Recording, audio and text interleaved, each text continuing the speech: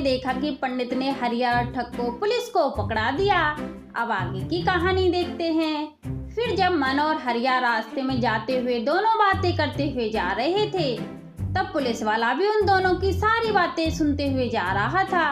तब पुलिस वाले ने हरिया और ठग से कहा, अरे भाई, तुम दोनों की बातें सुनकर तो मुझे ऐसा लग रहा है कि उन पंडित जी ने तुम दोनों की अच्छी खासी सुताई की है, लेकिन तुम दोनों फिर भी नहीं माने और फिर आखिर में परेशान होकर ही उन पंडित जी ने मुझे बुलाया है।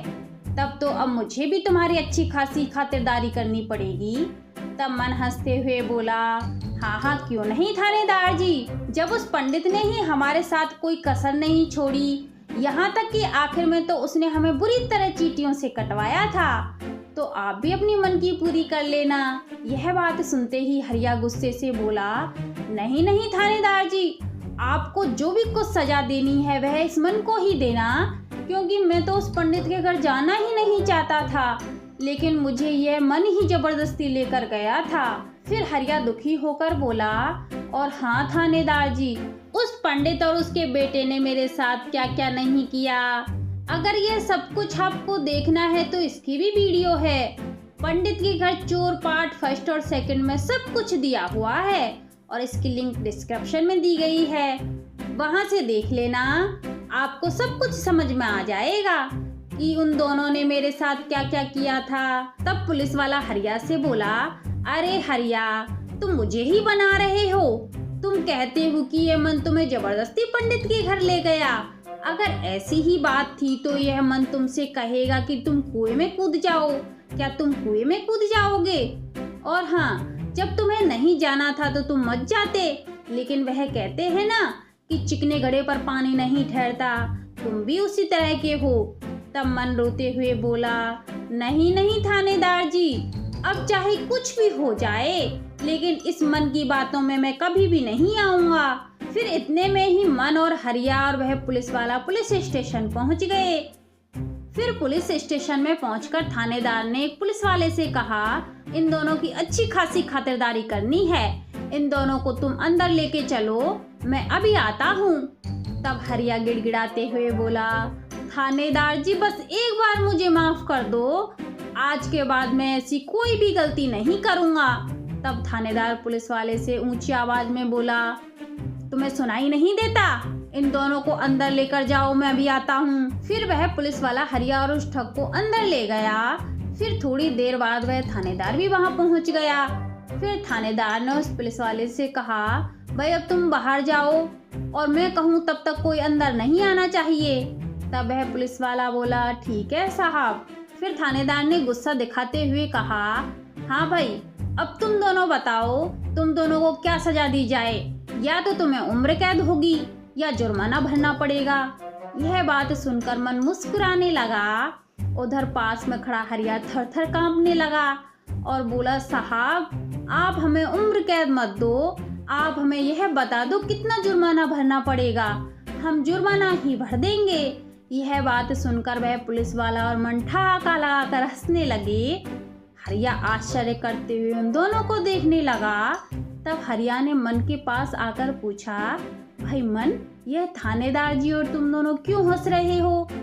तब मन थोड़ा अकड़ कर बोला, भाई हरिया, यह थानेदार जी हमारे परम मित्र हैं, तभी तो उस दिन वह पंडित पुलिस का नाम ले रहा था और तुम घबरा रहे थे। तब मैंने तुमसे कहा था ना कि मैं हूँ, तुम चिंता मत करो, क्योंकि मुझे सब कुछ पता था कि वह पंडित इस बार पुलिस को जरूर बुलाएगा। और तुम्हें वह दिन याद है जिस दिन वह व्यक्ति हमारा दरवाजा खोलने के लिए आया था?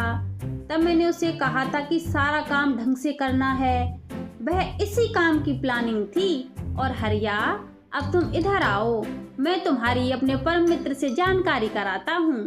यह थानेदार जी भी मेरे बहुत पुराने मित्र हैं, पहले ये भी ठगी का काम करते थे।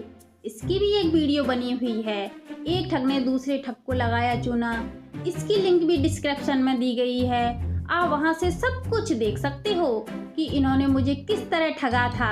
और फिर इसके बाद काफी समय तक हम दोनों साथ काम करते रहे, लेकिन एक दिन इन थानेदार जी ने ठान ही लिया कि अब मैं ठगी का काम छोड़कर पुलिस की नौकरी करूंगा।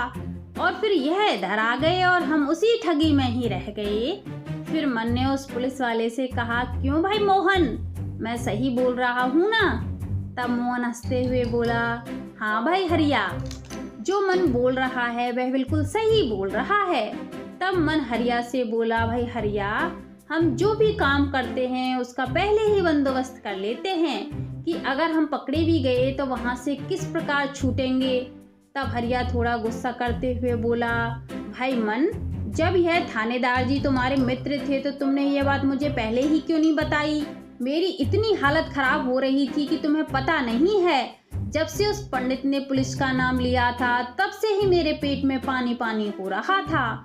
तब मन हंसते हुए बोला, अरे भाई हरिया, जब तुम्हें मैं यह बात उस समय बताता तो तुम्हें इतनी खुशी नहीं होती जितनी आज हो रही है। तब हरिया बोला, हाँ भाई मन, यह बात तो बिल्कुल सही बोल रहे हो।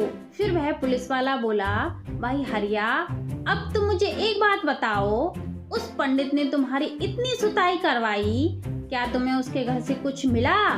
तब हरिया दुखी होकर बोला, अरे थानेदार जी, उस पंडित के घर से एक सुई तक लाना नामुमकिन है। मुझे तो अब उसके घर से कुछ भी नहीं चाहिए। तब वह पुलिस वाला बोला, भाई हरिया, तुम्हारे साथ तो यह बहुत बुरा हुआ है कि तुम्हें कुछ भी नहीं मिला और उस पंडित ने तुम्हारी जाने कितनी बार चटनी बनवाई है। तब पुलिस वाला थोड़ा जोश में बोला, भाई हरिया, तुम्हें ऐसे हार नहीं माननी चाहिए, तुम्हें उस पंडित से बदला तो जरूर लेना चाहिए। तब मन बोला, हाँ भाई हरिया, चलो हम अब फिर से उस पंडित के घर चलेंगे और इस बार कुछ ना कुछ जरूर लेकर आएंगे।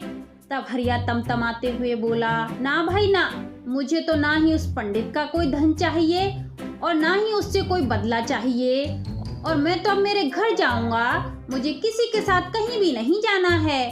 तब मन बोला, अरे भाई हरिया, तुम घबराते बहुत हो, मैं हूं ना तुम्हारे साथ, और अब तुमने यह सब कुछ तो देख ही लिया कि मैं तुम्हें मुसीबत से तो निकाल ही लेता हूँ।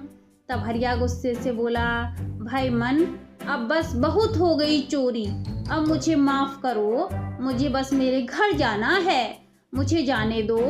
फिर वह पुलिस वाला बोला, वैसे भाई हरिया, वह पंडित अब कोई भी प्लानिंग नहीं कर पाएगा, क्योंकि उसे तो यही पता है कि हरिया और ठक्को तो पुलिस पकड़ कर ले ही गई, और वैसे भी वह सुबह के टाइम भिक्षा मांगने तो जाता ही है, तो तुम्हारा काम बन सकता है।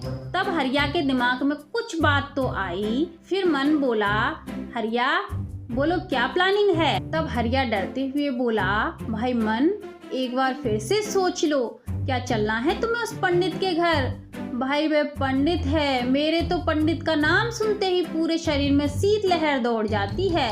तब मन हंसते हुए बोला, अरे भाई हरिया, तुम डरो मत, मैं सब कुछ संभाल लूंगा। फिर मन ने हरिया को एक बार फिर से राजी कर लिया पंडित के घर चोरी करने के लिए। ठग और हरिया पंडित के घर से कुछ चुरा पाएंगे या फिर से फंस जाएंगे, यह हम अगले पार्ट में देखेंगे। आज के लिए बस इतना ही, आगे मिलते हैं इसी कहानी के नए पार्ट के साथ।